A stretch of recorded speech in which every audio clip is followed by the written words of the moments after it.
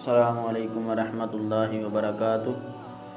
معزز و محتشم سامعین، پچھلے موضوع کی مناسبت سے آج ہمارا موضوع ہے رسول اللہ صلی اللہ علیہ وآلہ وسلم اور آپ کا عدل۔ ایک مرتبہ رسول اللہ صلی اللہ علیہ وآلہ وسلم تشریف فرما تھے، صحابہ کرام علیہم رضوان کی مجلس لگی ہوئی تھی۔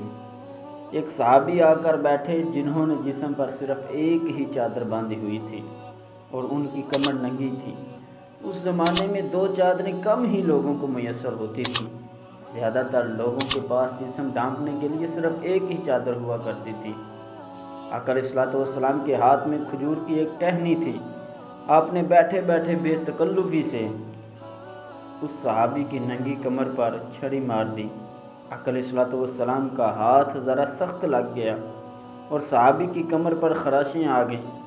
صحابی عرض کرنے لگا، یا رسول اللہ صلی اللہ علیہ وآلہ وسلم، آپ نے مجھے چھڑی ماری ہے، میں تو اس کا بدلہ لوں گا۔ آج کے زمانے میں تو سربراہ مملکت کو عدالت میں ویسے بھی طلب ہی نہیں کیا جا سکتا، اور جہاں طلب کیا جا سکتا ہے وہاں بھی حکومتی اثر و رسوخ عدالتی کارروائی میں آڑے آ جاتا ہے۔ دنیا میں یہ بات عام ہے کہ بادشاہ ہو یا سربراہ، جب تک وہ اپنے منصب پر فائز رہتا ہے عدالت میں طلبی سے مستثنیٰ ہوتا ہے۔ ایسی بات آقا علیہ الصلوۃ والسلام کی مجلس میں بھی کہی جا سکتی تھی کہ اے بھائی، حضور سے بدلہ لینے کا حق مانگنے کی یہ جرت تم نے کیسے کی؟ آقا علیہ الصلوۃ والسلام سے بڑا VIP بندہ اس دنیا میں کون ہو سکتا ہے؟ لیکن آقا علیہ الصلوۃ والسلام نے صحابی کے مطالبے پر کیا رد عمل ظاہر فرمایا؟ آپ نے چھڑی ان صحابی کے ہاتھ میں دے کر اپنی کمر سامنے کر دی۔ آقا علیہ الصلوۃ والسلام نے اس بارے میں کوئی عذر پیش نہیں کیا۔ اس صحابی نے چھڑی پکڑی اور عرض کی، یا رسول اللہ صلی اللہ علیہ وآلہ وسلم، بدلہ برابر نہیں ہے، اس لیے کہ آپ نے میری ننگی کمر پر چھڑی ماری تھی جبکہ آپ نے کرتا پہن رکھا ہے۔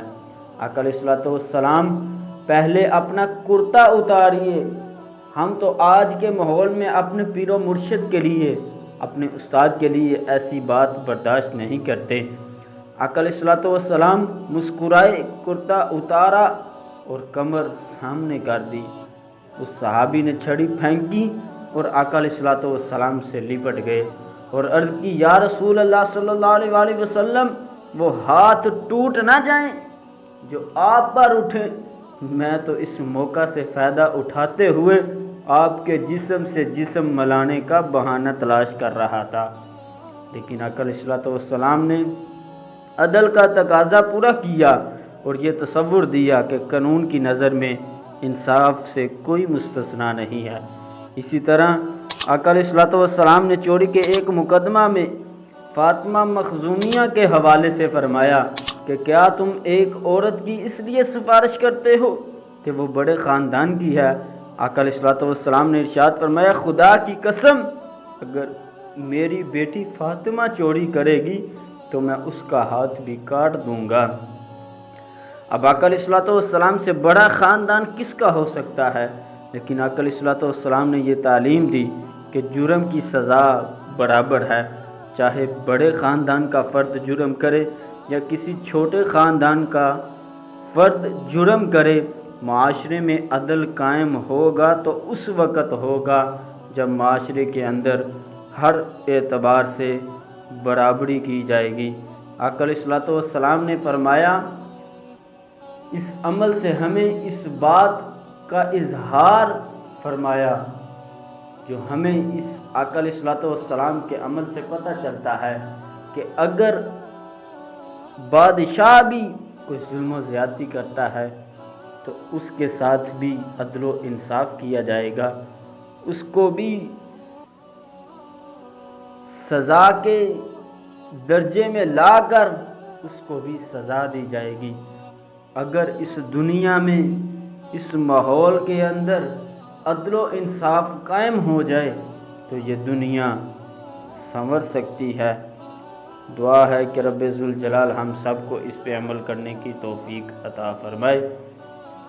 معزز و محتشم سامعین، اگر ہماری اسلامک ویڈیوز آپ کو اچھی لگتی ہیں تو ہمارا چینل ضرور سبسکرائب کریں۔ نیکسٹ ویڈیو تک اللہ حافظ۔